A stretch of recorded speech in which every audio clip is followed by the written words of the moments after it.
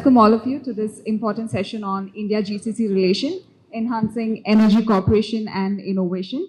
Today, through this discussion, I am hoping that we could explore potential opportunities that this partnership presents and discuss meaningful ways in which we can strengthen this cooperation and drive innovation together. So I want to begin first with Oman, which has been a cornerstone of India-GCC relations, particularly when it comes to trade and energy. So, Your Excellency, Oman being a strategic partner in energy and trade, how do you see this partnership evolving, especially in the context of global energy transitions? Good morning to you all. It's a pleasure to be here. And it's always a good opportunity that we get the chance to leave the unfortunate pollution of Delhi and comes to a cleaner environment. And there is no best place to hold such event rather than Cochin here in Kerala. I thank the organizer for the opportunity. When we look, for example, in a very simple way to the climate in Delhi, for example, we understand that the need for green or clean energy is really a demand. It's maybe not as a pressing demand in some other countries, but most of the countries have put their targets now for a cleaner environment, a decarbonization set. In terms of Oman, it's 2050. In terms of India, it's 2070s. When we look into the relationship between the two countries, we see that we have very much of alignment with the future of energy that both countries are seeing and would like to achieve.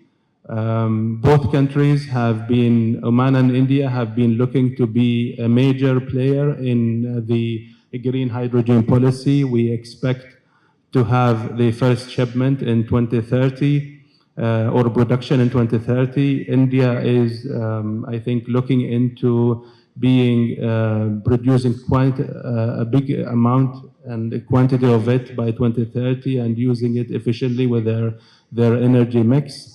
We were one of the first countries also who have been looking into and supporting the Honorable Prime Minister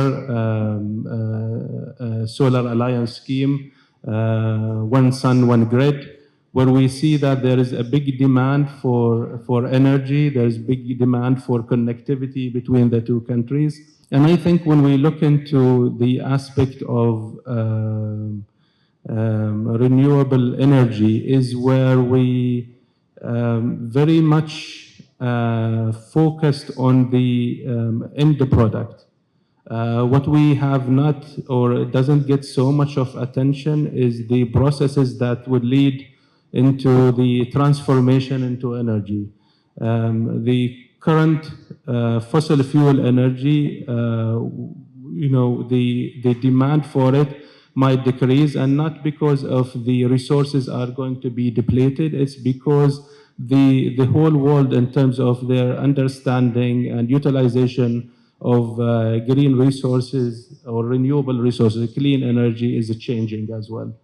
Both countries, when we look into as well in terms of sustainability, this is where we see an alignment. India with its own policies for being a manufacturing hub, making in India a country where the expectation for the demand of energy is going to raise, is where Oman could really play a very big role in trying to provide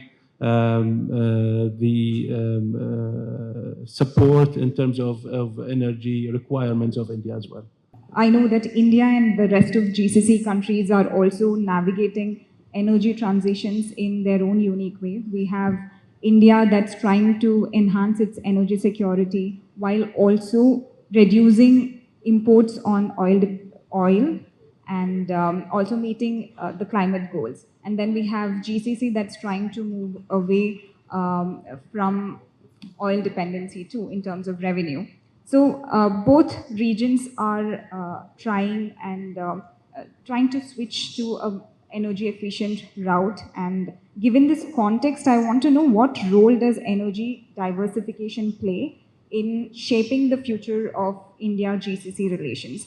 I want to first ask Your Excellency 𝗵𝗲𝗠𝗹 this question on how both regions can reduce their dependence on fossil fuels and what role does energy diversification play? Good morning, all.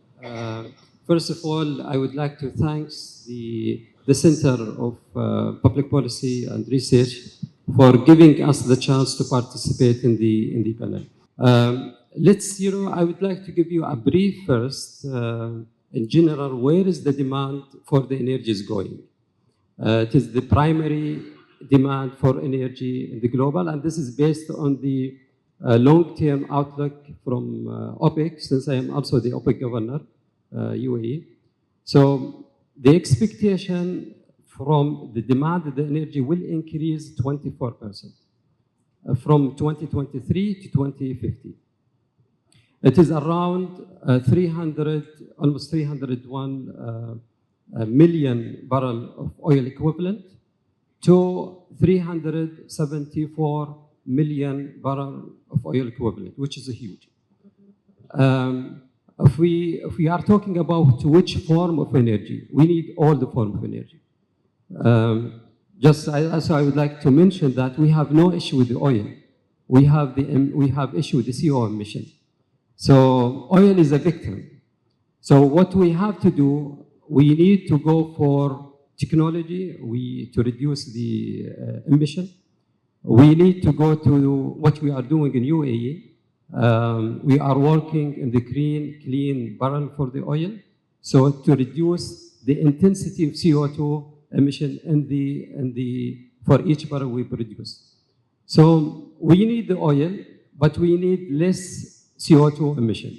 So we need to deal with the emission, not with the oil. You know, if we are talking about the energy transition UAE, actually, you know, energy transition for UAE, it is not new.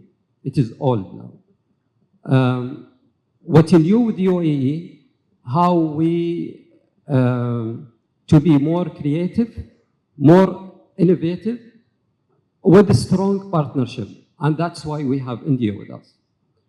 I will take you with the energy transition in UAE.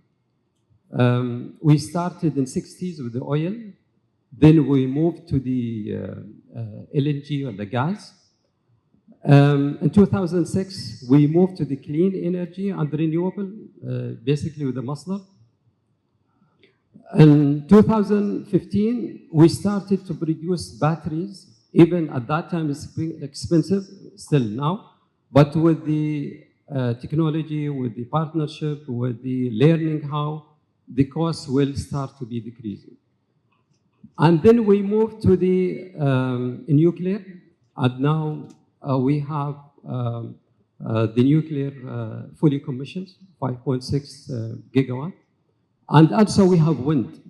We have almost 23 turbines for the wind, and it is going to be double in coming 2 years, or almost 1 year. And also we moved to the hydropower. We are expecting, hopefully the next year, this is as planned, to have 250 megawatt of the hydropower in the energy mix, moving to the net zero, which we announced in 2050. So this is the journey of the energy transition in the UAE. Now, if you ask me, where is India in this model, or in this unique energy model for UAE, or in not only the region, and the energy mix, you know, to have the security of energy, you have to have diversification of the energy, what we did in UAE, and that will lead us to have diversification in the economy. So Now, as UAE, we are not depending on the fossil fuel as a revenue. The non-revenue from the GDP in general, it is around 70% from the total. The oil only less than 30 now, and it is going to be less. So we are not depending heavily on the fossil fuel because of our diversification in the economy and because of our diversification in the energy. So where is India? India with us from the beginning. And they are moving with us and with our journey and with our success. From the learning, from the knowledge, from the experience, from the know-how, from the investment jointly. So we cannot move without India. So that's why we have strong strategic partnership jointly. And just I will add something new. In 2018, the Prime Minister Modi announced the new initiative, as it has mentioned by His Excellency, one sun, one world, one grid. And that's why the direction from our government just to move with that direction, to create jointly together with India the interconnectivity power between the UAE and India. We finish what we agreed together with the MOU and everything. Now we are moving with the technical evaluation. So we are expecting first quarter, second quarter, hopefully to move forward more to finalize the technical evaluation and the commercial. And we will not stop where we are now. We will move more to connect and to do the arbitrage trading for electricity, because already we have the network with the GCC, and also India, they have another network with number of countries already connected to sell and buy electricity. So we will connect all together, as Prime Minister, he said, one sun, one world, one grid. Now, moving on, my colleague from UAE has expressed it very well in terms of how the relationship is flexible. It's not just with UAE or Oman, but all the GCC countries, on how any bilateral relationship is flexible and it will move with the times. Having said that, in the morning panel also we were talking about oil trade. Let me nuance it a little further, because this is something that we deal with day in and day out. It's not just about oil trade that we are looking at. We are also looking at imports of LNG, which is a clean fuel for the planet, and also for LPG. LPG plays a major role in the energy policies of India, because I'm sure here everyone must have heard about the 𝗃𝗏𝗯 program. So the LPG cylinder in our kitchens has been a mainstay. It's only in the last few months, few years that we have been moving into pipe gas, but otherwise having an LPG cylinder as a part of the clean cooking solution has been a policy imperative for Government of India, and that LPG, almost 90% of it comes from GCC countries. So when we talk about energy transitions, we have to be cognizant of the fact on how the energy demand in India is going up. This is also on the back of industrialization, urbanization, and also we all of us know that most of the matured economies of the world have now plateaued out with their energy needs. It's the energy need in those economies are not going to go up beyond a certain level. In India, while we are the third largest energy consumer currently, we are per capita energy consumption is only 1/6 of the global world average. So the vector for moving ahead in terms of energy is huge, humongous.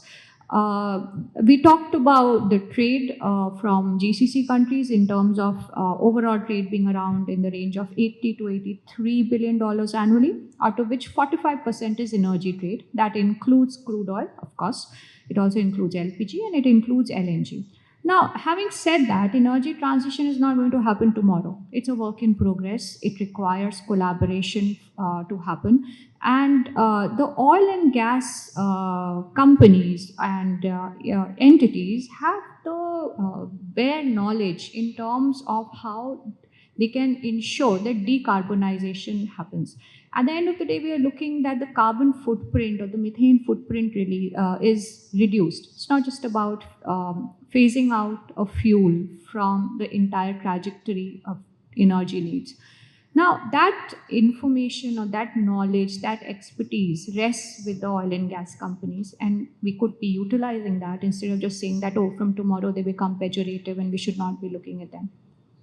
In that sense, that also defines on a journey going forward that oil and gas trade is not going to be phased out immediately. Even if it happens after 2040, where, as Excellency was saying, the OPEC has given projections about oil needs in India, there are huge opportunities in the petchem sector. Oil is the feedstock for petchem, so is LNG. So this bilateral relationship is not going to be like one day we are going to say that oil trade is going to finish off or energy trade is going to finish off. That's point one. Now, having said that, the relationship has now changed from a traditional buyer-seller relationship to that of being a strategic partner.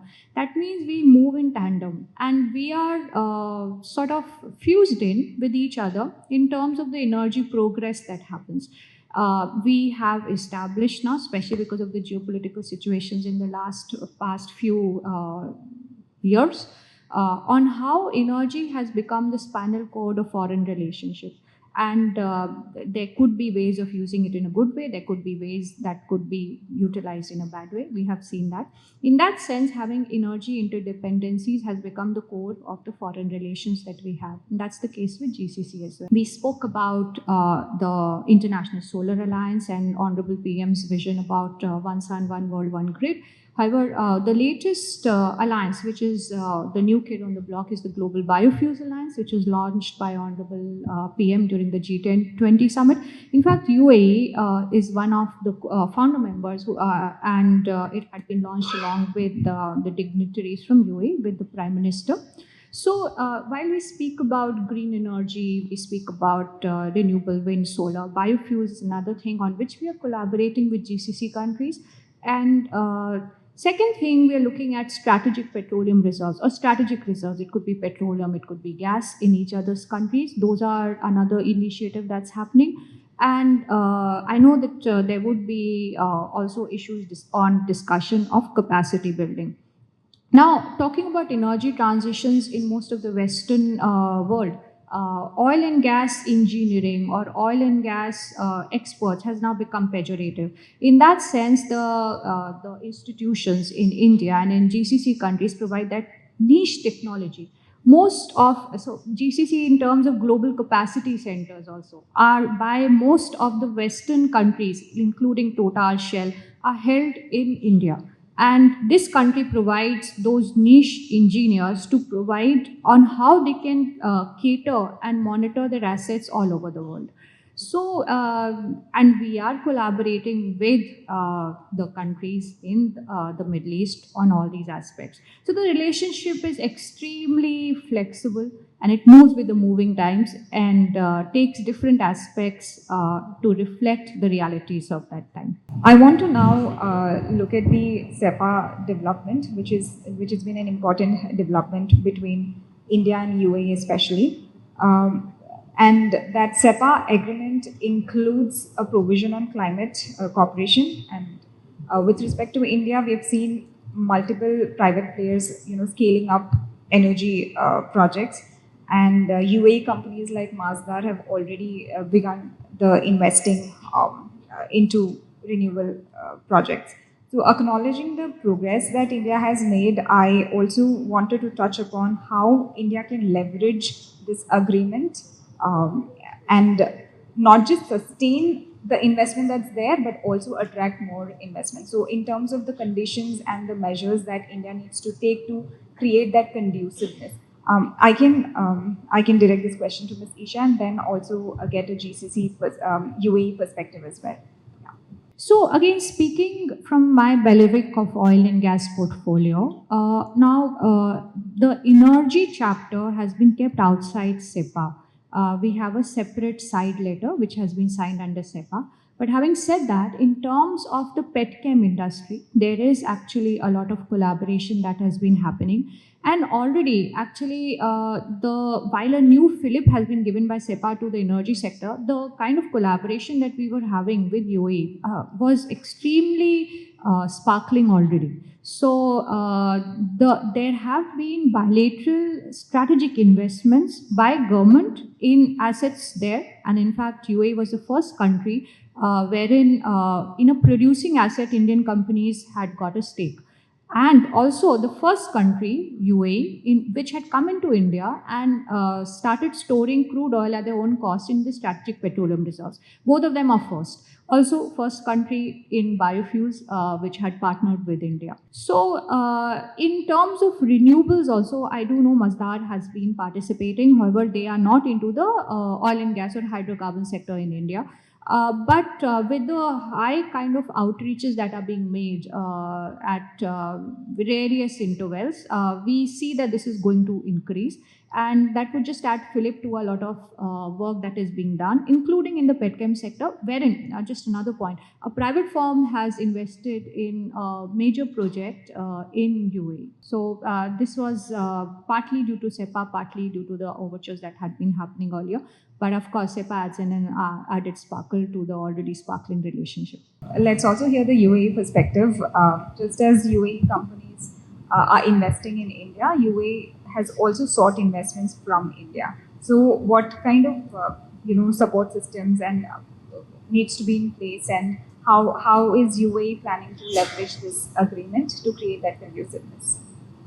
It has discussed in the previous session for the Comprehensive Economic Partnership Agreement, and the target to reach 100 billion. And they are moving faster, and they are expecting to deliver it before the 5 years. To make anything to grow, you have to provide the ecosystem. You have to provide the all element that support this growth sustainability and with freely successful journey. So UAE, what they did, as it was also mentioned during the past session, in the previous session, one related to the policy and the regulatory framework. So it is very friendly and to attract all the investors, and it is movable and adjustable based on the needs and the requirement. It is not just it will stay forever. No, it is flexible, and it can be. So the framework of the policy and the regulatory, it is very friendly to attract the investors. And I have a number of examples how we did it actually, but just to make it very short, to move to the financial incentives. The financial incentives also, it is very attractive to the investors. We introduce since we are talking about the renewable and the green energy, we introduced the green bond and green loans, not less than 10 billion, and it is going more, with different institutes and different banks in UAE. And also, we are focusing on the public-private partnership. And we structure a number of projects, and we receive number of interest from the Indian companies to join. And also, actually, they are joining us, especially for the solar business, and distribute the solar system, and net metering, and retrofitting building. So, the list can go longer and longer, but because of the timing, I'm trying to list things very fast. We highly respect also the joint venture with the companies, and we have a strong and friendly environment to build all the joint venture together. So putting all these together, the framework for attracting the investment to come and to do business in UAE, this is what makes UAE unique. And as I said, it is very flexible. The load can be adjusted based on the need and based on the changing the environment in the business itself. Your Excellency, 𝗁𝗵𝗂, this is about the joint India-Oman Investment Fund. I want to know from you what investment opportunities are there for Indian companies following this initiative on joint India-Oman Investment Fund. Well, thank you. Just before speaking about the joint fund, I would like to mention that the interest that the energy transition has really attracted is because it focuses in two aspects. One is the technology and its application, and the second thing is the human capacity building. And then for that, the idea of the joint fund between Oman and 𝗃𝗵𝗃, where the focus is to invest on small and medium enterprises. The third tranche has been announced during His Majesty's visit last year, and I think is where the momentum for so much of technological application that usually comes through those MSMEs that really attract so much of investments. I agree with His Excellency when he mentioned that in order for these technologies, energy transition to happen, the whole ecosystem should be really developed. India has been known, as Isha mentioned, that it has been in the front of GCC, that is the global capacity centers, we have seen big corporates benefiting from that facility that is within the Indian ecosystem. I think there is a huge opportunity for the joint fund to flourish. I think the connection is required for the institutions, the demand for it in Oman as well in India. I think when we mentioned, and this is what one thing we've talked about, when we speak about the 𝗂𝗵𝗲, I think the most important element out of it is comprehensive. So any kind of interaction between any of two countries has to be comprehensive, and comprehensive is where we take out the focus from only economy, but we think of economy, trade, knowledge sharing, people-to-people movement, then where we reap and we see the benefits of that collaboration coming in between the different institutions. Thank you. One important development has also been in green hydrogen projects, and it's now emerging as a game changer in the global energy systems. And I know that Oman's 2040 vision talks a lot about green energy, and parallelly, India is also focusing on green hydrogen development through its national hydrogen mission. So what is the scope for Oman and India to align their initiatives for a robust framework and partnership there?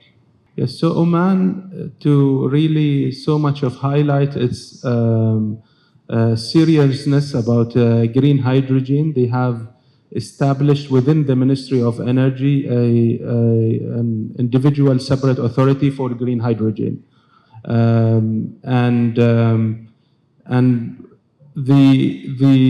What Oman could provide, and that has been recently released, is that we'll have dedicated certain areas in Oman for renewable concessions, that is solar and wind. And Oman, in some of the areas, believed to have the one of the best mix of solar and wind input. With the policies taking place in India, like Make in India, manufacturing hub, we predict that the demand for energies will increase. And this is where Oman could really play a part in terms of the collaboration between the two countries. Is where, as well, His Excellency mentioned, is that where countries of the Gulf Cooperation Council are looking into diversifying their economies, reaching out to their decarbonization target. So that is where it does play a big role.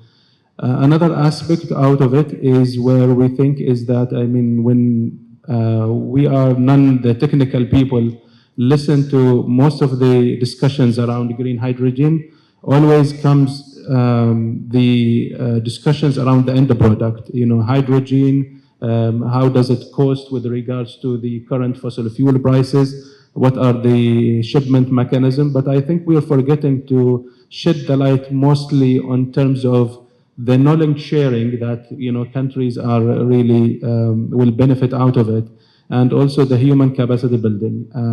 India has really been one of the countries who have really been forward in terms of building up the capacities, developing the knowledge around the green hydrogen, and I think there are areas of collaboration between the two countries. Shifting the gears slightly, while fostering investment is important, there's also the energy security aspect that's a pressing challenge. So I want to talk about the energy security and India's bid to join India's International Energy Agency.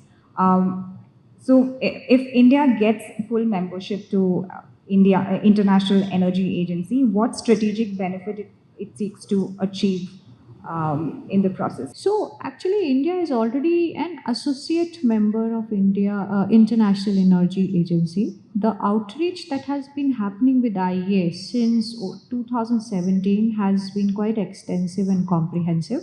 In fact, they had done an in-depth review of the energy policies of India in 2020 that was launched. It was done through various energy ministries, which are 5, including the NITI Aayog, and they had all collaborated in terms of issuing that report. Now, IEA membership has 3 basic criteria. One of them is being a member of OECD. Second is that you should have 90 days of strategic petroleum reserves, so 90 days of equivalent to your imports of reserves in the country. And also that you have to share data, which could then be available on their website and could be sold off further. They have accepted that this is basically a revenue stream for them. So we are working with IEA. During the last governing council body meeting which had happened in December, they had issued on how the outreach with India has started. We're sharing the necessary documentation with them, and also working out in terms of release of petroleum reserves and the exercises that happens. Now, our collaboration with IEA is not just contingent on the membership. In fact, in 2022, at the time when the world oil market required calming of prices, we had worked in tandem with IEA and released our strategic petroleum reserves up to 5 MMT based on the outreach that they had made to us without being a member. In fact, there are certain member countries of IEA who decided not to release oil at that point of time. So the collaboration in today's world is not just contingent on being members. It's more of a collaborative approach towards world's energy policies, and that's the strategy that we are taking in terms of dealing with IEA. To His Excellency 𝗵𝗲 𝗂𝗏, as we spoke about Strategic Petroleum Reserve, India is executing the second phase of SPR, and several GCC countries like UAE and Kuwait have expressed their interest in it. So how can India-GCC cooperation on SPRs promote greater energy security in both regions? I think Her Excellency, she knows all the details about what they are now starting the next phase. But the definition of the energy security, it will be different with who you are dealing with at the end. So you can talk about the security of supply, and also you can talk about the security of demand. So the definition will be different from entity or the objective for each entity. But in general, yes, we have SPR, Strategic Petroleum Reserve in India, and we always looking for to do more.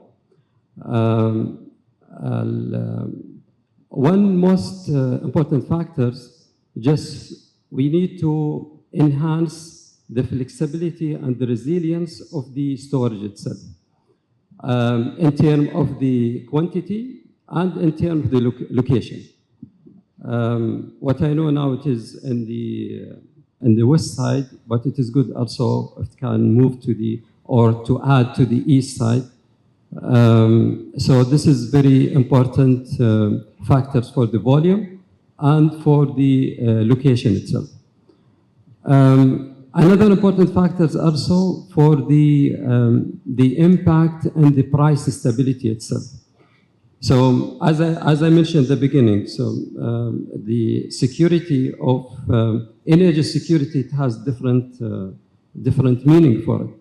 So, but what I'm thinking about for the second point which I mentioned, it is related to the improve the price stability in terms of to play more role for the market stability and to play more role also to stabilize the market in terms of the prices to avoid any volatility. Nobody, especially the end user, they like the volatility, prices go up or low, except the traders, of course.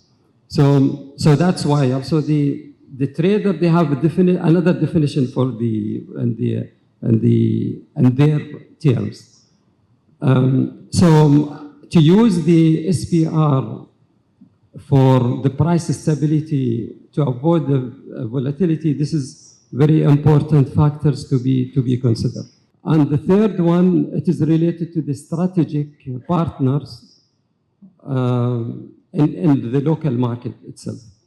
So to store crude or to store any type of product, you need also to move it somehow to avoid any change in the quality or to reduce the cost, because the tanks or the storage needs maintenance. So you have to have a strong partners in the region to sell and buy in the local.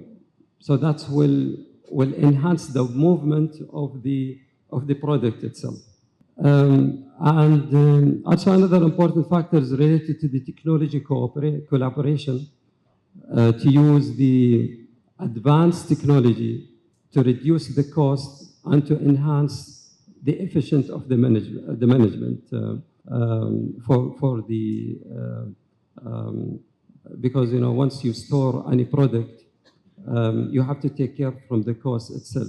By using the technology to clear the tanks and everything, it will reduce the cost rather than to take the volume outside and do maintenance and all these things. And also finally, to enhance the network and for the storage itself, it is very important. So all these factors, what I see, it is very important to move or to add value to what we are doing in the SPR in India.